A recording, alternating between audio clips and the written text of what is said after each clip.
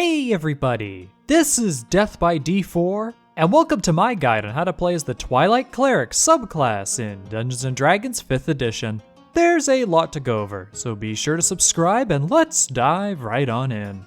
When you take this subclass at first level, you get your domain spells, which expands the number of spells available to you as a cleric. Best of all, these spells don't count towards your spell's preparation limit, meaning that you'll always have access to them whenever you need them. Of the selection made available to you, I'm going to give special shoutouts to Fairy Fire, Greater Invisibility, and Circle of Power, as all of these are just awesome spells for you to have access to as a cleric.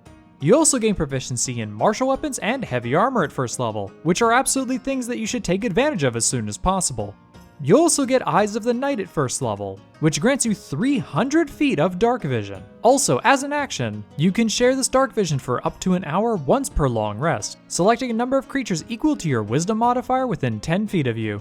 Okay, so, wow! I'm not gonna lie, but this feature is absolutely absurd. I mean, really? 300 feet of dark vision? That's more than twice what a drow gets, and you're getting this right away at first level. That is just insane. And to top it all off, you can even share this feature with other creatures. Sure, it does only last for up to an hour, but that's more than enough time to work with if you ask me. Definitely a super awesome feature for you to get, and one that you're bound to get a lot of use out of over time. And for your last first level feature, you get Vigilant Blessing, which allows you to use your action to touch a creature and grant it advantage on its next initiative roll, ending either when the roll is made, or if you ever use this feature again. Wow, talk about a super useful feature in general. Now, not only can you improve your own initiative rolls, but you can even use this to improve one of your allies' initiative rolls too. Then it is probably worth mentioning that there is no limit on the number of times that you can actually use this feature either, meaning that you can always have it at the ready. All in all, a super nice feature for you to get, and one that solidly rounds out an awesome first level for this particular subclass.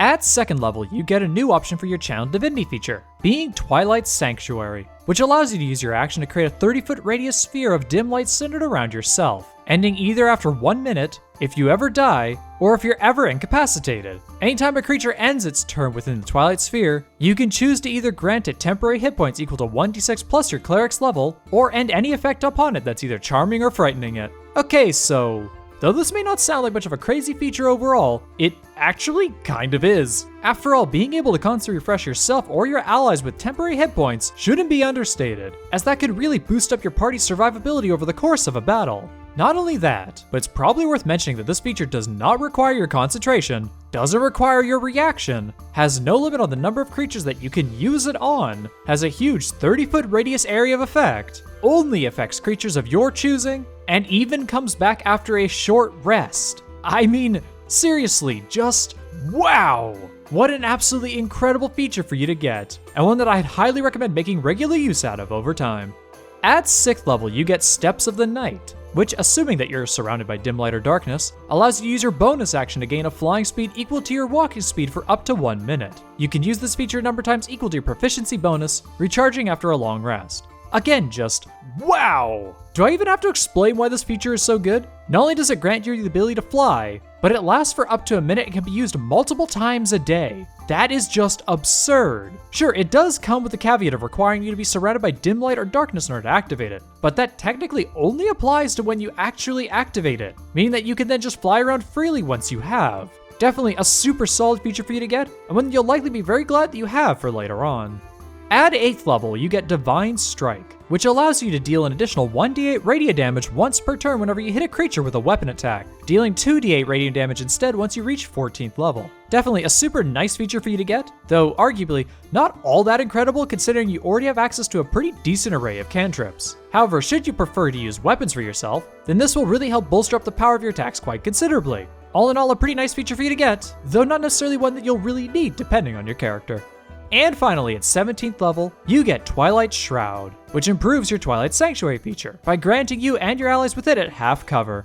Wait, what? That's it? Yep, nice, quick, clean, and simple. Now don't get me wrong, granting yourself and your allies half cover with this feature is actually incredible. However, it does feel a bit lackluster, especially considering that this is your capstone feature for this particular subclass. Still, despite how it sounds, this is still a really nice feature for you to get, and one that you'll probably be very glad that you have for later on. Alright, that does it for all the subclass features. Now on to just a few of my own personal recommendations concerning it.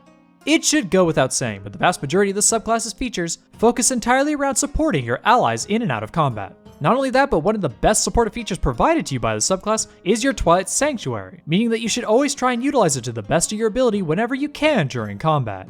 When picking a race for yourself, just don't play as a drow, as taking on its sunlight sensitivity feature in return for, basically nothing, would be kind of a terrible waste for you. Actually, while we're on the topic of dark vision, feel free to just pick from any of the non-dark vision races too, as the absurdity of your Eyes of the Night feature just makes this entire consideration completely pointless for you. Seriously, you have 300 feet of dark vision, so you'd just be better off spending your time looking over other racial features instead.